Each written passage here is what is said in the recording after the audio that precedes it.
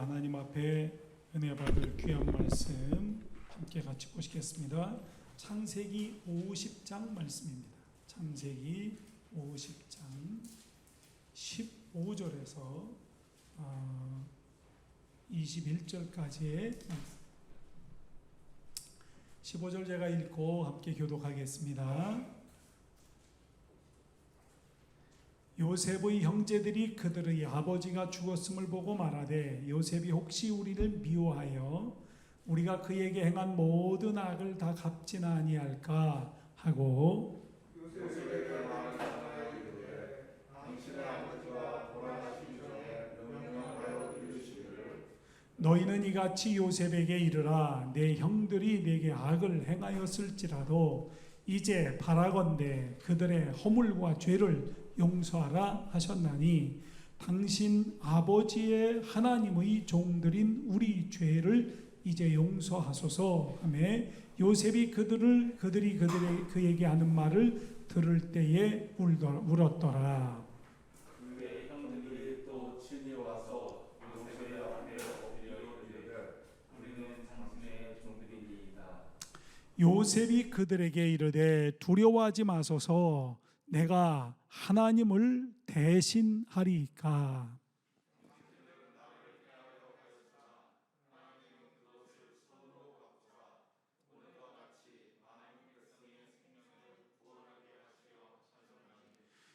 당신들은 같이 읽겠습니다. 당신들은 두려워하지 마소서 내가 당신들과 당신들의 자녀를 기르리이다 하고 그들을 간곡한 말로 위로하였더라. 아멘. 오늘 우리에게 귀한 말씀을 전하실 우리 박한교 목사님 나오셔서 귀한 말씀 통해서 우리에게 정말 하나님의 용서, 정말 그 상처를 준 사람에 대한 용서라고 하는 말씀을 가지고 은혜의 시간 갖겠습니다.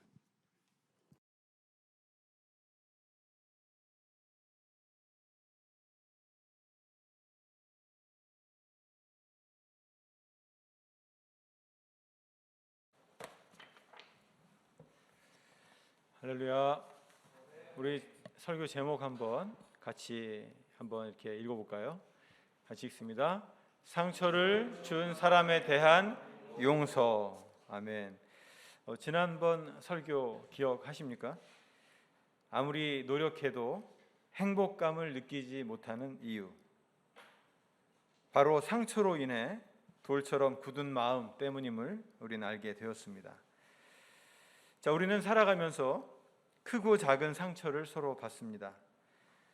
이 상처가 바로 해결되면 좋으련만 이 마음의 상처는 우리의 수치심과 죄책감을 작동시켜 우리를 무의식의 깊은 곳으로 끌고 갑니다. 수치심이란 나에게 있어서 무엇인가가 잘못되어 있다, 이렇게 마음속 깊이 느끼는 바로 존재에 대한 그런 감정입니다. 따라서 수치심은 우리의 욕구와 상처에 대해 부끄러워하도록 만듭니다. 서운함으로 시작된 상처는 어느새 원망과 미움으로 뒤바뀌어 버립니다. 미해결된 이 상처받은 감정은 결국 복수심과 적대감으로 변하게 됩니다. 어떻게 감히 나한테 그럴 수 있어? 두고 보자. 가만두지 않겠어.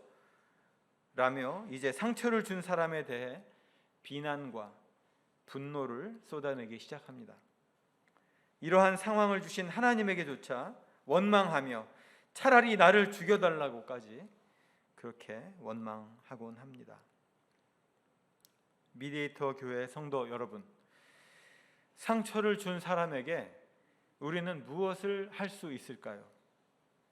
왜 이런 일이 계속해서 일어나는 걸까요? 어떻게 하면 좋을까요?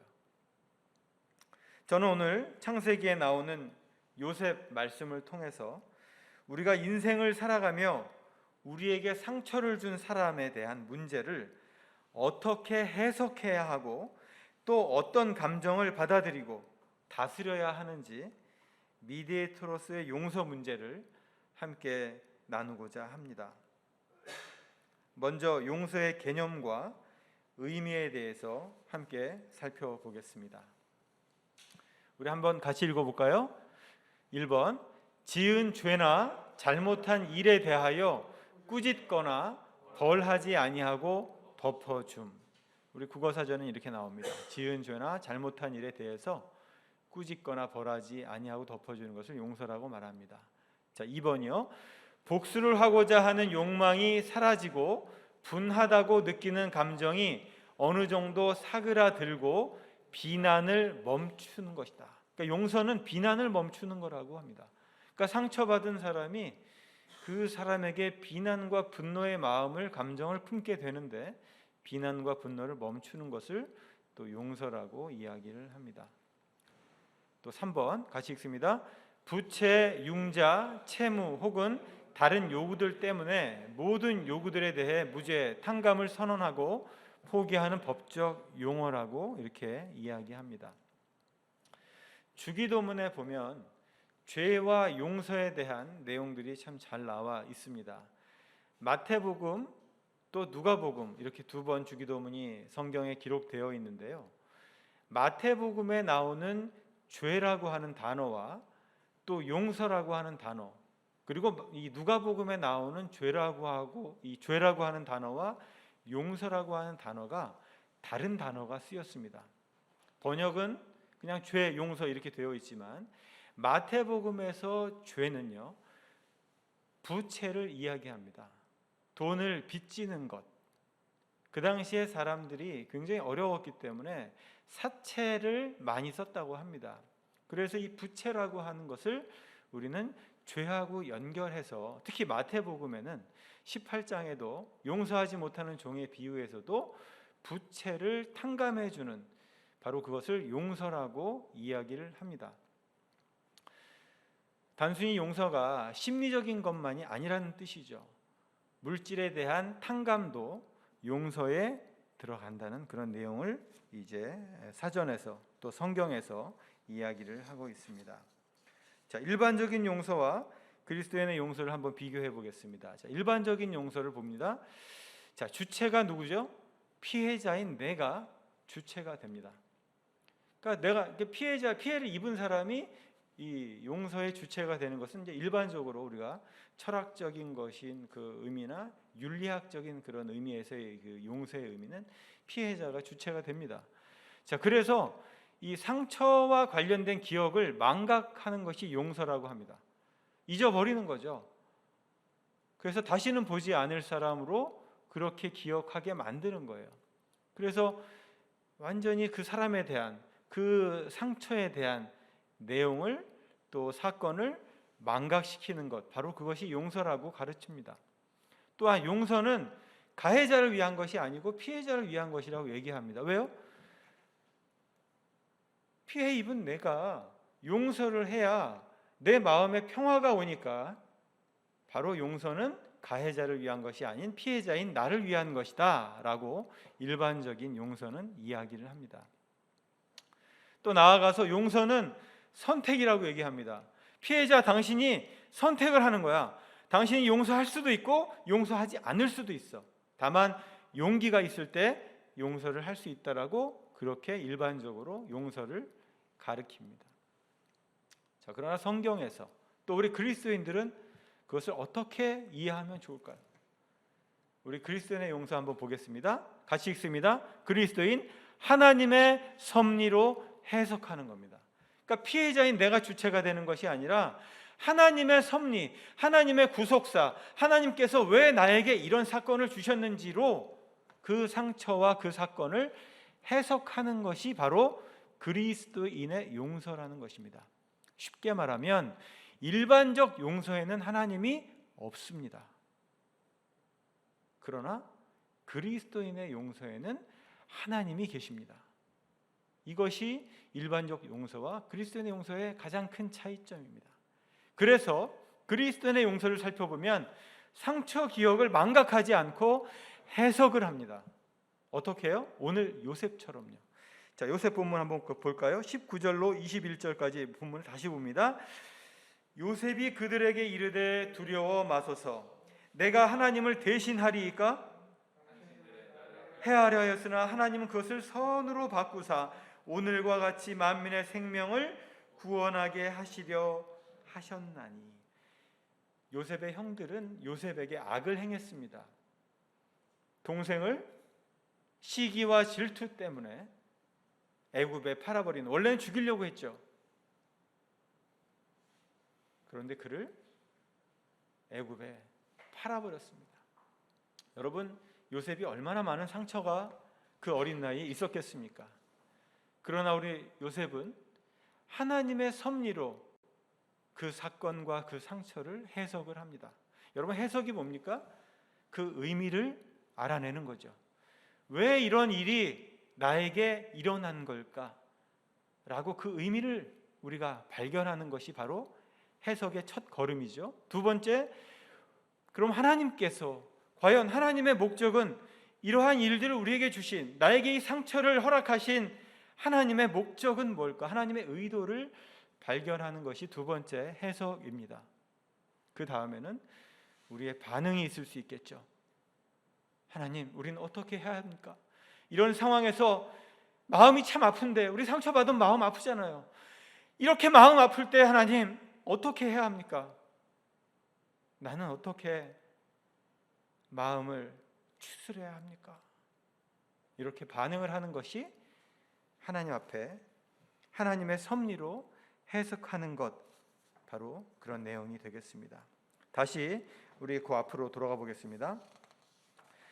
용서는 모두를 위한 것이라고 이렇게 볼 수 있습니다. 그리스도인의 용서는요, 피해자만 위한 것이 아니라 피해자와 가해자, 그리고 피해자와 가해자 주변의 사람들, 여러분 상처받은 사람의 가족들도요 함께 힘들어요. 우리 가정들을, 우리 한번 가정의 구성원들을 생각해 보십시오. 우리 한 분이 마음의 상처를 입었어요. 그러면 그분만 힘들어요? 아니요. 사랑하는 가족들도 함께 힘들죠. 그렇기 때문에 그리스도의 용서는 피해자만, 그 장본인만 위한 것이 아니라 가해자와 피해자 모두를 위한 것. 그래서 마태복음은요, 예물 드리다가 형제에게 원망 들을 만한 일이 생각나거든 먼저 가서 화해를 하고 다시 와서 예물을 드리라, 이렇게 마태복음은 기록합니다. 또한 원수를 사랑하라, 이렇게 이야기를 하면서 그 방법을 일러줍니다. 뭐라고요? 핍박하는 자를 위해서 기도하라. 다시 말하면 피해자에게 가해자를 위해서 기도하라라고 이렇게 가르친다는 것입니다. 따라서 용서는 모두를 위한 것이고 바로 화해를 담보로 한다는 것입니다. 또한 용서는 선택이 아니에요. 용서는 필수예요. 이것은 그리스도인이 의무적으로 해야 될 일이라는 거예요. 물론 우리가 준비가 되어 있지 않은 상황에 강요해서는 안 됩니다. 절대 이 용서는 강요해서는 안 돼요. 때가 될 때, 그가 용서의 준비가 됐을 때, 용서의 결심이 섰을 때, 그때 용서를 하게 되는 것입니다. 그러나 그것이 의무임을 잊지는 말아야 합니다.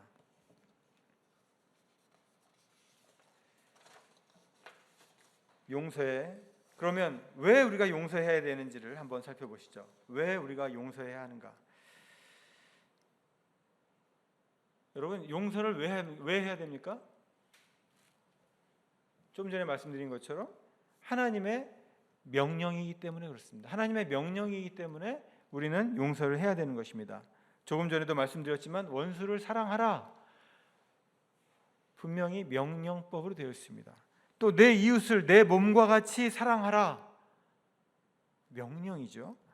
또 에베소서 4장 32절에 보면 서로 인자하게 하며 불쌍히 여기며 서로 용서하기를 하나님이 그리스도 안에서 너희를 용서하심과 같이 하라. 용서는 선택이 아니에요. 용서는 반드시 해야 되는 것이고요. 용서는 하나님의 지극한 명령이라는 것입니다. 여러분 용서하지 않으면 어떻게 됩니까? 용서하지 않으면 과거의 지배를 받는 이 과거의 얽매이는 피해자로 계속 남습니다. 그래서 가해자가 나의 정서를 좌지우지하게 만들어 버린다는 거예요. 여러분 이 내용 한번 보시죠. 용서하지 않으면 어떻게 돼요? 하나님의 자녀가 안 된다는 거예요. 형제를 용서하지 않는 사람은요, 하나님의 자녀가 아니라는 거예요. 여러분 이거 심각한 겁니다. 하나님의 자녀가 아니라는 것은요, 천국 백성이 아니라는 뜻이에요. 다시 말하면 용서하지 않는 사람은 하나님의 자녀가 될 수 없다. 이렇게 성경은 우리에게 기록하고 있습니다. 14절 볼까요? 같이 읽어볼까요? 시작. 우리는 형제를 사랑하기 때문에 죽음에서 벗어나 이미 영원한 생명을 소유하고 있다는 것을 압니다.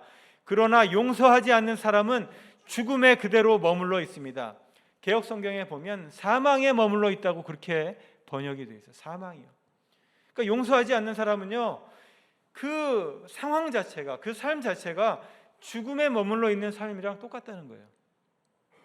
어떻게 하셔야 됩니까? 용서하시겠습니까? 용서하지 않으시겠습니까?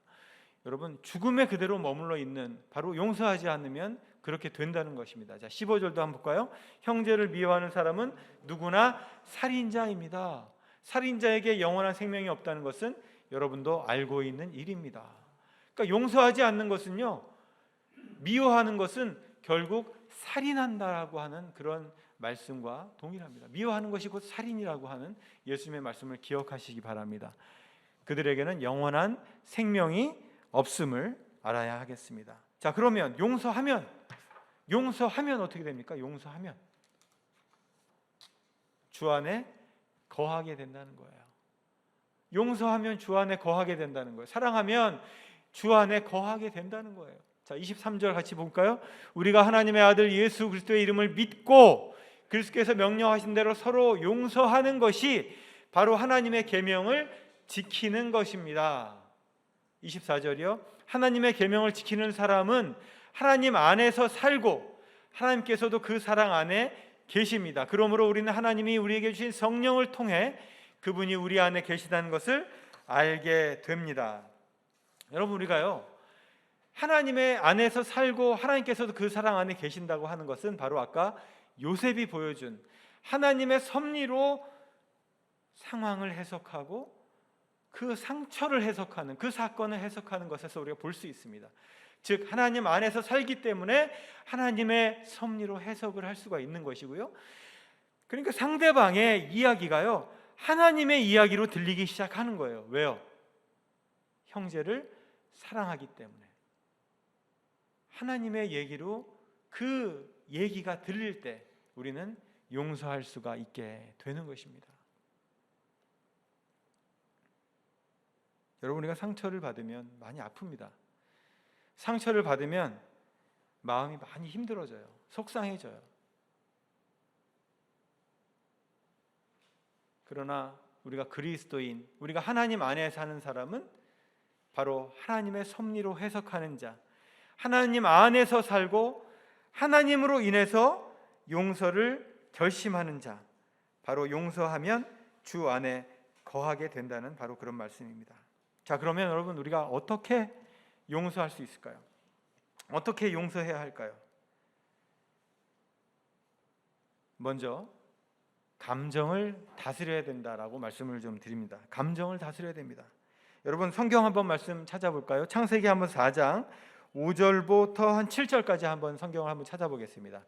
창세기 4장 5절부터 7절이요.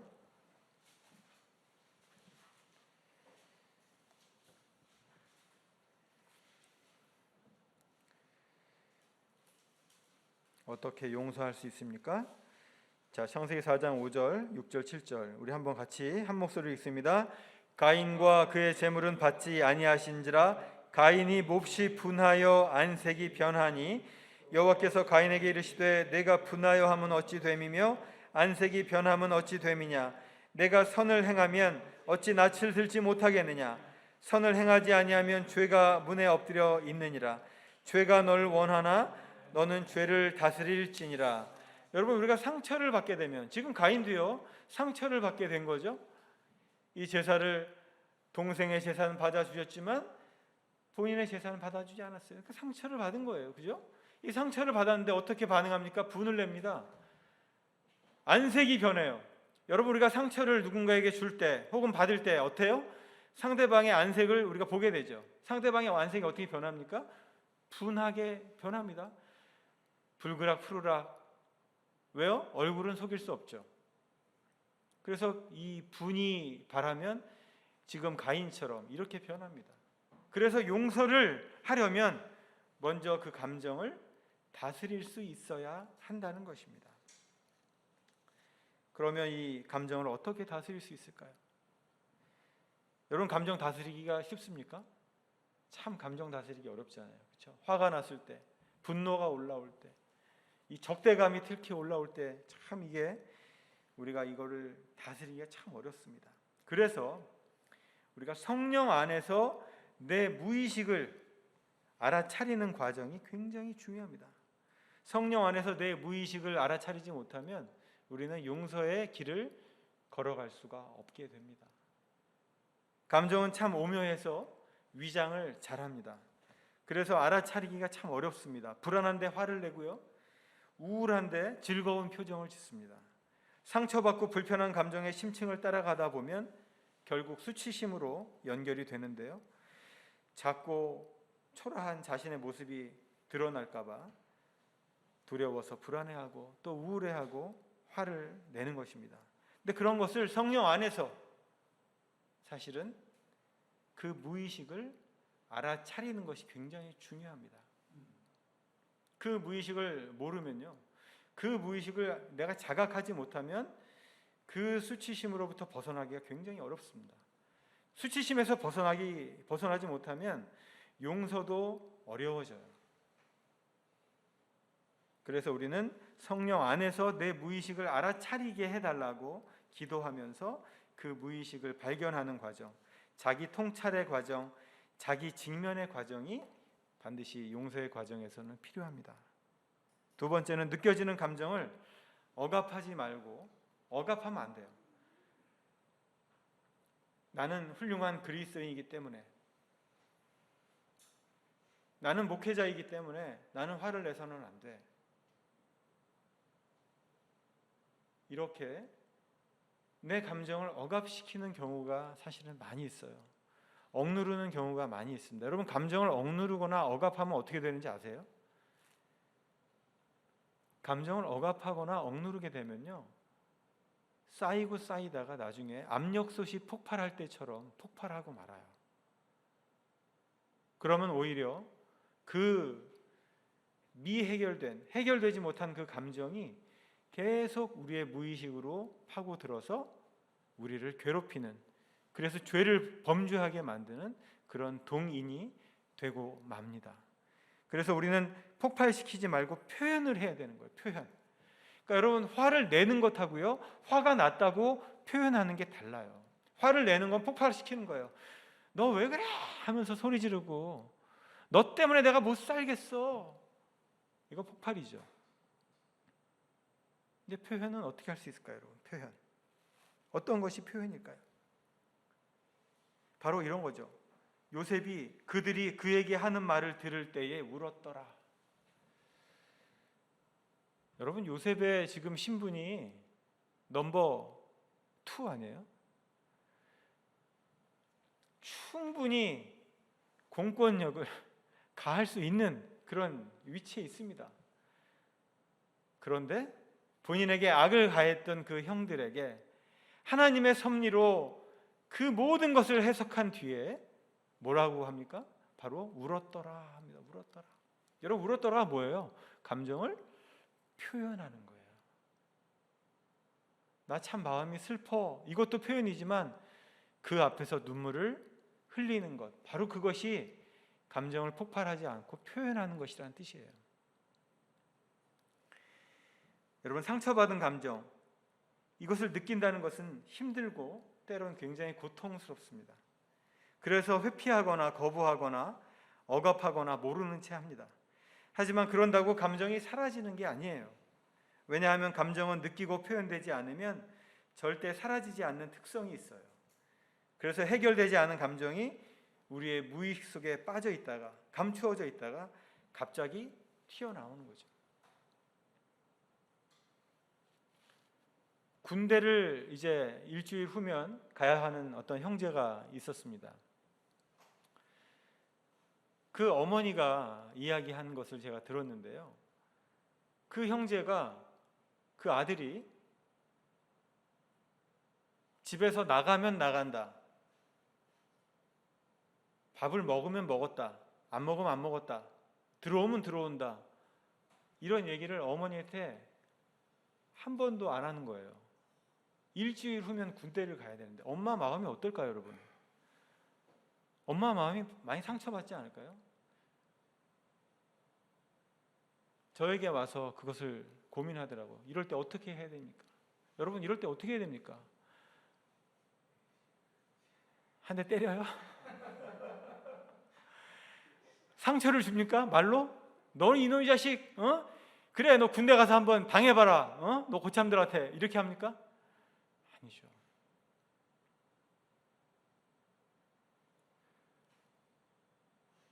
일주일 만에 아들이 변화가 됐어요. 그 어머니에게 저희가 특효 약을 드렸어요. 어떤 약일까요? 뭐 제가 이렇게 말하니까 신약이요, 뭐 구약이요 이렇게 말씀하시는 분도 있는데, 네, 맞습니다. 성경 말씀이죠. 그리고 중요한 것은요, 아이 메시지라고 하는 그런 요법이 있어요. 대화법이 있습니다. 아이 메시지. 이렇게 알려드렸어요. 그분이 전도사님이셨는데, 전도사님, 아들에게 이렇게 한번 얘기해 보십시오. 아들아, 야, 네가 이제 일주일 후면 군대를 가는데 네가 들어오면 들어온다, 나오면 나간다, 밥 먹었으면 먹었다, 안 먹었다 얘기를 안 해주니까 엄마가 너무 마음이 서운하고 엄마가 너무 속상해. 내일부터는 나갈 때 들어갈 때 전화로라도 엄마한테 얘기해 줬으면 좋겠어. 끝. 어떻게 됐을까요, 여러분? 군대를 갔습니다. 요즘 군대에 6시 이후면은 카톡을 할 수가 있어요. 엄마한테 카톡을 매일 해가지고 지겨워 죽겠다 그러더라고요. 여러분, 변화됐지 않았어요? 상처받은 그 엄마가요, 이렇게 본인의 감정, 서운한 마음, 속상한 마음, 아들 때문에 아픈 마음을 솔직하게 얘기한 거잖아요. 그리고 네가 이렇게 됐으면 좋겠어라고 희망을 얘기했어요. 그랬더니 성령께서 역사하셔서 아들을 변화시키고, 그 아들이 그 얘기를 한 그 직후부터 들어오면 들어온다, 나가면 나간다, 그런 얘기를 하는 그런 아들로 바뀌었다는 사실이에요. 바로 미디에이터의 용서는 이런 것이 돼야 됩니다. 우리 안에 하나님이 계시고 우리 안에 그 감정을 무시하지 않고 하나님이 주신 그 감정을 충분히 느끼고 상대방에게 그 감정을 폭발시키지 말고 느껴진 그대로 존중하면서 표현하게 되면 변화가 일어난다는 사실입니다. 그리고 그것을 있는 그대로 이제 성령께 내어 맡기는 겁니다. 나는 할 수 없습니다. 그러나 주님은 하실 수 있습니다. 주님께 모든 것을 내어 맡깁니다. 나는 할 수 없습니다. 주님은 하실 수 있습니다. 주님께 모든 것을 내어 맡깁니다. 이렇게 내어 맡길 때 우리의 용서가 성장하고 완성될 줄 믿습니다. 성령님이 임하시면 어떻게 된다고 지난번에 말씀드렸는데요. 한번 성경 구절 한번 찾아보겠습니다. 에스겔 11장 19절 20절 준비됐습니다. 같이 한번 읽어볼까요? 내가 그들에게 한 마음을 주고 그 속에 새 영을 주며 그 몸에서 돌 같은 마음을 제거하고 살처럼 부드러운 마음을 주어 내 율례를 따르며 내 규례를 지켜 행하게 하리니 그들은 내 백성이 되고 나는 그들의 하나님이 되리라. 용서 참으로 어렵습니다. 내가 하려면 참으로 어려운 것이 용서보다 참 없는 것 같아요. 아무리 매달리고 기도하고 했지만 참 어려웠던 것이 저에게도 용서였습니다. 그러나 여러분, 우리가 성령님이 우리에게 임하시면, 성령님께 우리가 모든 것을 내어 맡기게 되면 돌 같은 마음을 제거하고 살처럼 부드러운 마음을 주시는 바로 그분이 우리의 상한 심령을 부드럽게 바꿔 주실 것을 저는 믿습니다. 여러분 언제 용서하시겠습니까? 여러분 언제 용서하시겠습니까? 여러분에게 상처 준 분 있지 않습니까? 여러분 언제 용서하시겠습니까? 미디에이터 여러분, 용서할 준비가 되셨습니까? 지금 바로 시작하시기를 축복합니다. 말씀을 정리하겠습니다. 같이 볼까요? 진정한 용서란 하나님의 섭리 안에서 상처를 준 사람에 대한 복수와 비난을 멈추는 것입니다. 여러분, 이 복수와 비난을 멈추지 않는 것은 용서가 아니라는 거예요. 근데 그냥 내 감정으로 하라는 게 아니고 바로 하나님의 섭리 안에서 하나님의 뜻을 발견하면서 하라고 하는 것입니다. 그것이 미디에이터의 용서고 진정한 용서입니다. 두 번째요, 일반적인 용서에는 하나님이 없지만 미디에이터의 용서는 하나님이 계십니다. 할렐루야. 여러분, 하나님이 계시다는 게 뭐예요? 바로 생명이 있다는 거예요.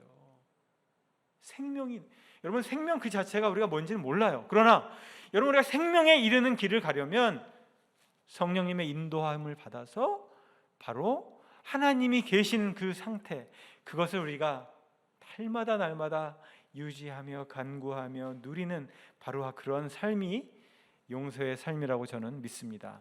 자, 3번이요. 용서는 우리를 온전케 하시려는 하나님의 명령입니다. 여러분, 이것을 기억하십시오. 용서는 선택이 아닙니다. 용서는 필수예요. 용서는 그리스도인의 의무예요. 하나님의 명령입니다.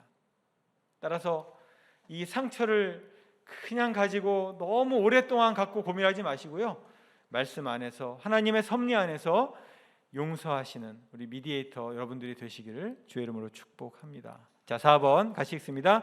용서하는 사람은 하나님 안에 거하는 진정한 하나님의 자녀입니다. 할렐루야. 여러분, 이 용서하는 사람이야말로 진정한 하나님의 안에 거하고 또 우리 안에 하나님이 거하시는, 그래서 하나님과 우리가 소통되는 그런 소통되는 미디에이터, 바로 그것이 하나님의 자녀라고 하는 사실이 되겠습니다.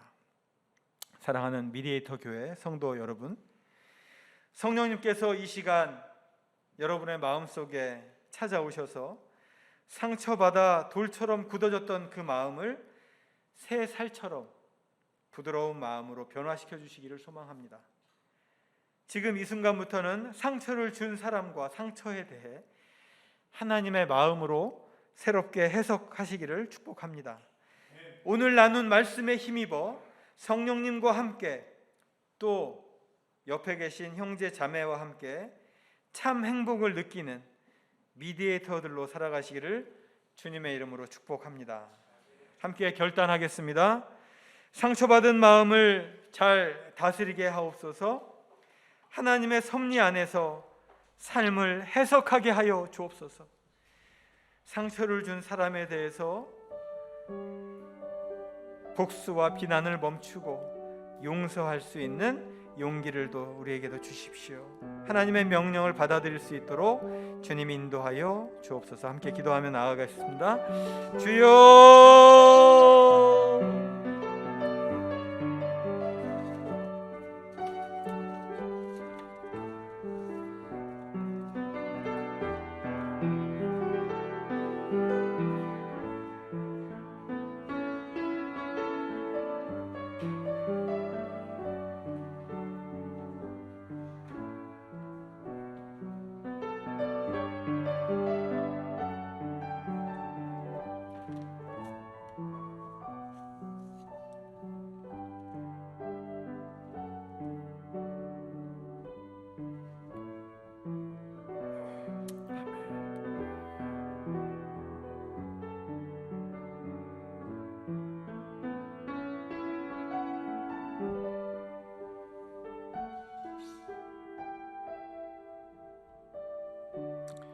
아멘.